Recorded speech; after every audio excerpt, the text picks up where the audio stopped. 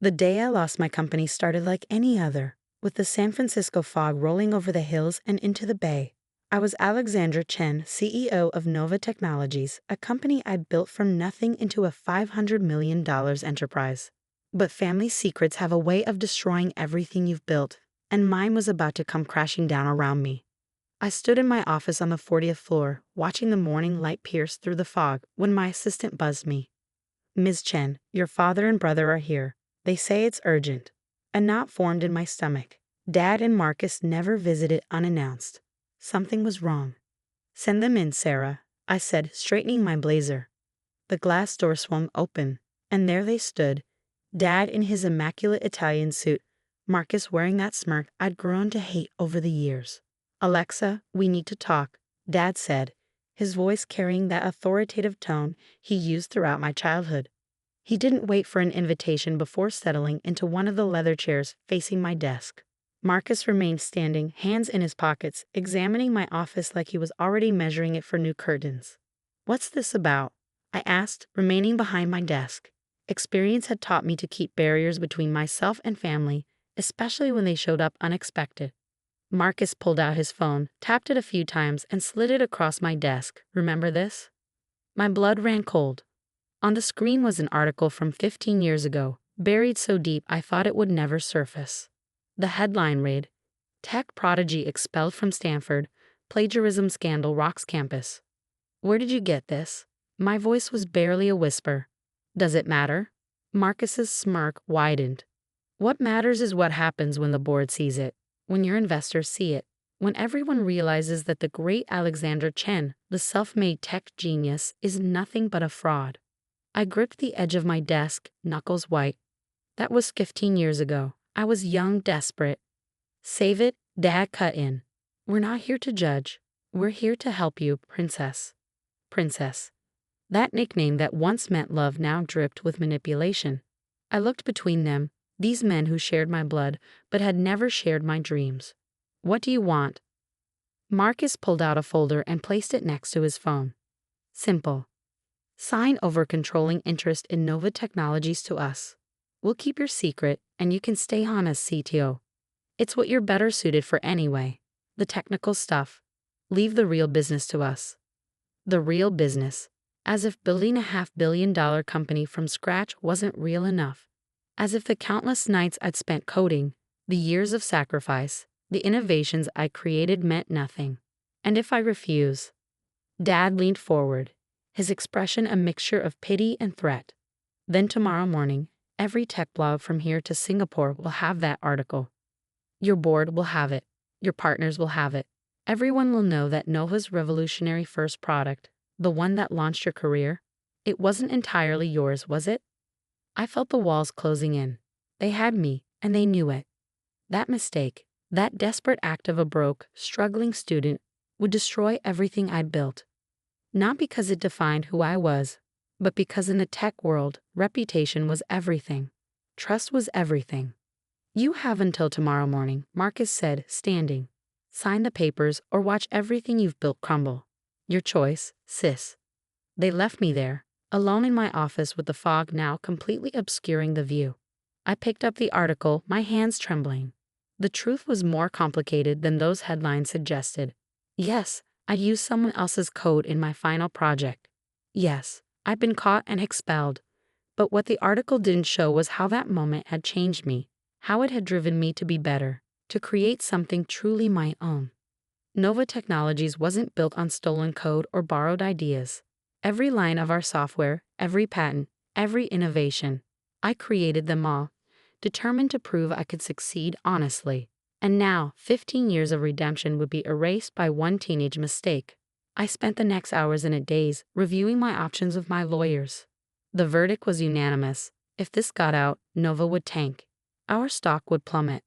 The board would have no choice but to remove me. Everything I built would be tainted. At midnight, I was still in my office, staring at the papers Marcus had left. Transfer of controlling interest. My company, my life's work, signed away because of one mistake made by a desperate 19-year-old. I thought about my team, the brilliant engineers who'd followed me, believed in me, the customers who trusted us.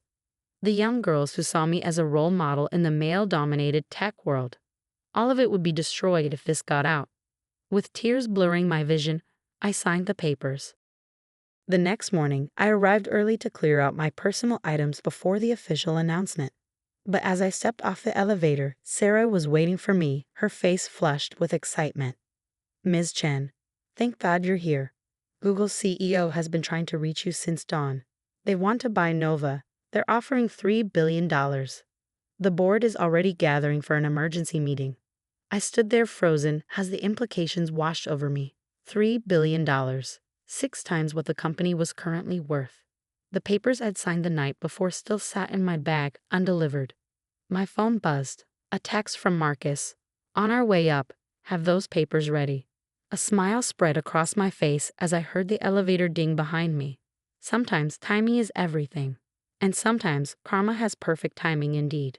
This was just the beginning of a war they never saw coming. The elevator doors opened and I turned to face my father and brother, their triumphant expressions freezing as they saw my smile. Behind them, our entire board of directors was filing out of the second elevator, led by our chairman, Richard Thompson. "Perfect timing," I said, my voice steady. We were just about to call an emergency board meeting. Marcus stepped forward, the signed papers clutched in his hand. "Actually, we have something to announce first." "Indeed we do," I cut him off, turning to address the board.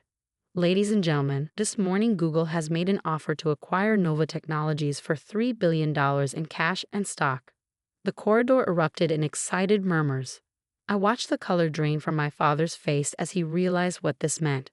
The papers in Marcus's hand, the ones transferring control of a $500 million company, were now worthless.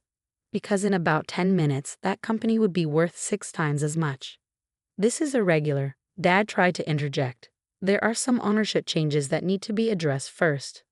"What ownership changes?" Richard asked, his eyes sharp. He'd been in the business long enough to smell something off. I smiled sweetly at my father. "Yes, Dad, what ownership changes?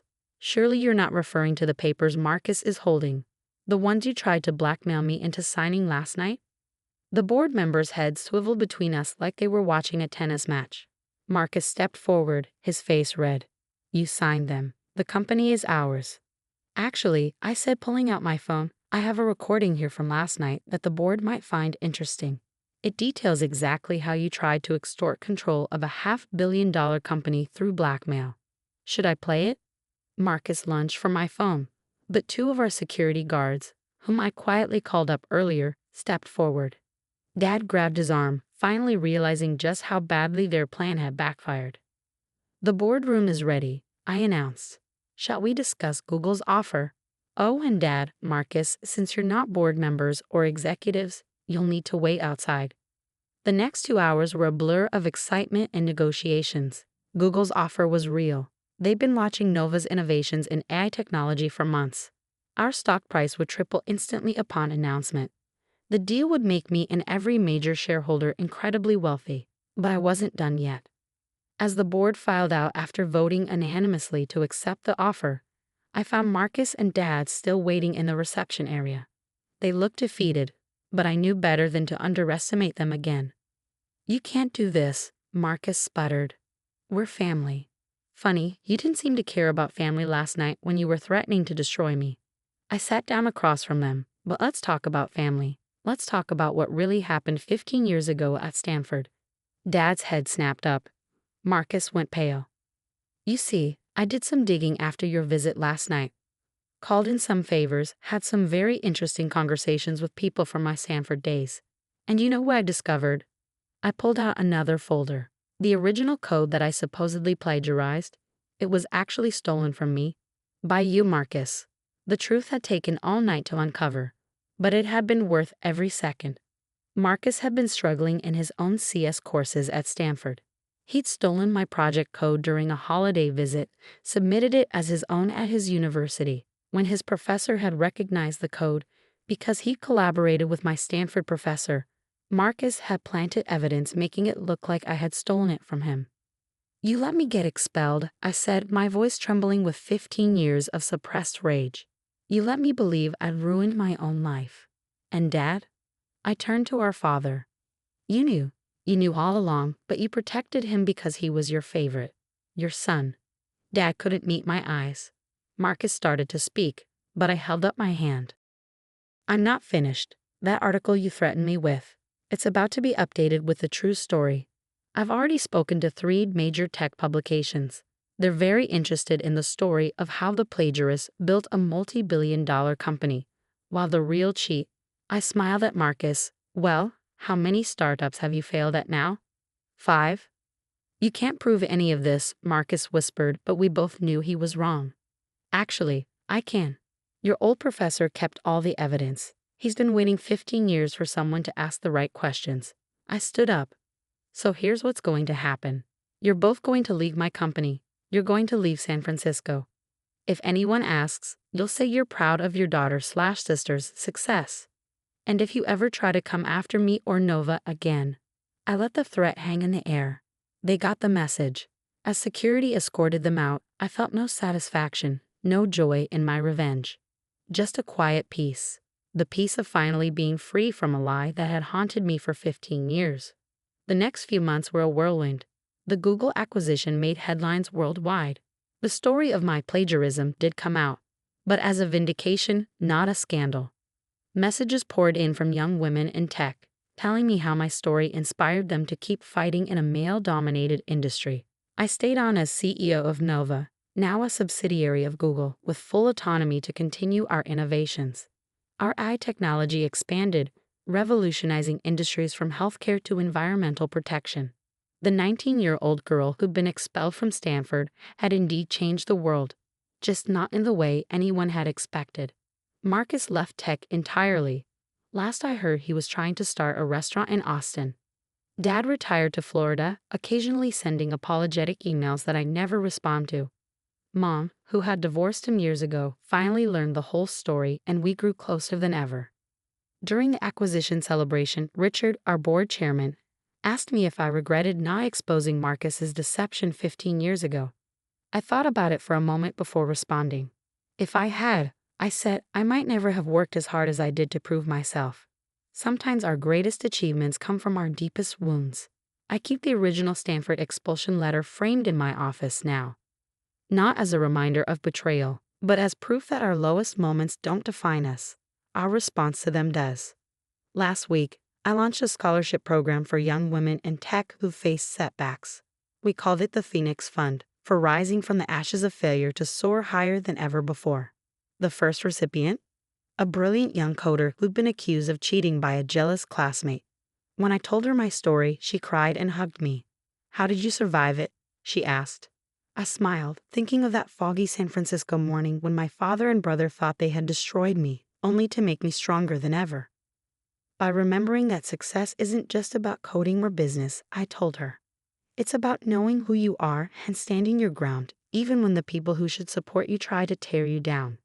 The fog was rolling in again as I left the office that evening, but this time I welcomed it. Sometimes you need the fog to clear to see what's really important.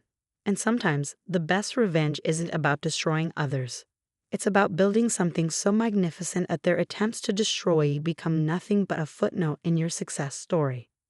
As I got into my car, my phone buzzed with a message. Another tech company wanted to collaborate on an AI project. I smiled, thinking of how far I'd come from that scared 19-year-old who thought her life was over. The truth is, it was just beginning.